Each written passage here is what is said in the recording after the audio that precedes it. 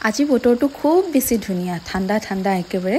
হে ভাবিলো আজি অলপ তিল চিকেন বনাও তিল চিকেন কাৰ ফেভাৰিট জনাবচোন দেই মই পিছে তিল চিকেন আগতে বহুত দিনৰ আগতে এবাৰ খাইছিলো আৰু আজি ৰান্ধিম বুলি ভাবিলো কাৰণ বহুত বেছি ভাল লাগে নহয় নে এফালে তিল অলপ লৈ লৈছো আৰু এইখিনি চিকেন লৈ লৈছো চিকেনখিনি মই হালধি নিমখ খানি পেলাই অলপ সময় মেৰিনেট কৰি ৰাখিলো তাৰপা তিলখিনি কম গেছতে অকনমান সময় ভাজিলো অকনমান গোন্ধটো আহোতেই নমাই দিলো আৰু মিক্সিত গুৰি কৰি ললো এতিয়া এফালে পেন এখন লৈ ললো ইয়াতে দি দিম তেজপাত তেলতে আৰু লগতে পিয়াজ দি দিম তিল চিকেন বাৰু আপোনালোকে কোনে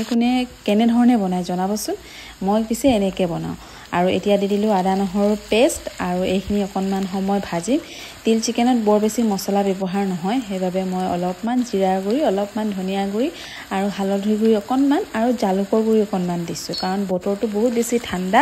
গতিকে জালুক অকনমানো খাম বহুত বেছি ভাল লাগিব আৰু মোৰ অলপ চৰ্দিও লাগি আছে এতিয়া সেইখিনি অকনমান সময় ভাজিলো ভাজি পেলাই এতিয়া ইয়াতে চিকেনখিনি দি দিছো আৰু চিকেনখিনি অকনমান সময় ভাজি লম যাতে চিকেনৰ কেঁচা গোন্ধটো গুচি যায় এফালে অকনমান সময় ভজাৰ পাছত এই ঢাকনাখন মাৰি দিছো ঢাকনাখন মাৰি তাৰ চিকেনৰ পানীটো শুকুৱাবলৈ ৰাখি থম এতিয়া ইয়া মোৰ ভজা হ'ল চিকেনৰ পানীখিনিও শুকাই গৈছে দেখা পাইছে আপোনালোকে এয়া এনেকৈ অকনমান সময় ভাজি লম আৰু তিল চিকেনটো হৈছে আমাৰ অসমৰ একেবাৰে আটাইতকৈ প্ৰিয় ডিশ নহয়নে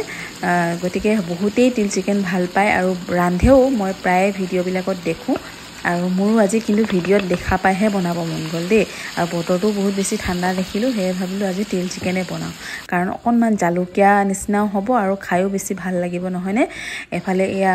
মিক্সিৰ জাৰৰ বাতিটো ধুই পেলাই দি দিলোঁ তিলখিনিও দি দিলোঁ দি পেলাই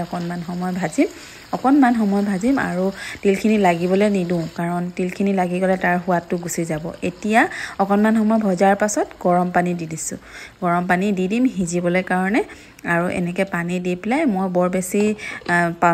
ডাঠ নকৰোঁ কাৰণ তিল চিকেনৰ অকনমান জুলীয়া হৈ থাকিলে জোলটো খাই বেছি ভাল লাগে নহয়নে মই কিন্তু জোলটো দি সানি খাই বহুত বেছি ভাল পাওঁ এফালে মোৰ তিল চিকেন ৰেডি হৈয়ে আহিছে লুকটো দেখিছে নাই বাৰু খাওঁ লাগিছেনে এয়া মোৰ তিল চিকেন ৰেডি হ'ল এতিয়া মই কি কৰিম আমাৰ ৰাতিৰ সাজৰ কাৰণে উলিয়াই ল'ম ইমান ধুনীয়া কালাৰ হৈছে আৰু দেখিবলৈ খুব বেছি ভাল লাগিছে নহয়নে বাৰু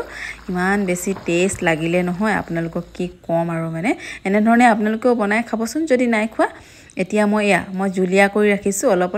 বৰ বেছি ডাঠ নাই কৰা কাৰণ জোলখিনি খাই যে ইমান বেছি ভাল লাগে নহয় কি কম আৰু জালুকো দিছোঁ তাতে জালুকৰ গোন্ধ তিলৰ গোন্ধ ইমান ধুনীয়া গোন্ধ এটা আহিছে আজিৰ তিল চিকেন মোৰ ৰেডি হৈ গ'ল কেনেকুৱা পালে কমেণ্ট কৰি জনাবলৈ কিন্তু নাপাহৰিব আৰু লগতে মোৰ ৰেচিপিটো যদি ভাল পায় তেতিয়াহ'লে ভিডিঅ'টো শ্বেয়াৰ কৰি দিব লগতে লাইক কমেণ্ট আৰু পেজটো ফ'ল' কৰি থৈ যাব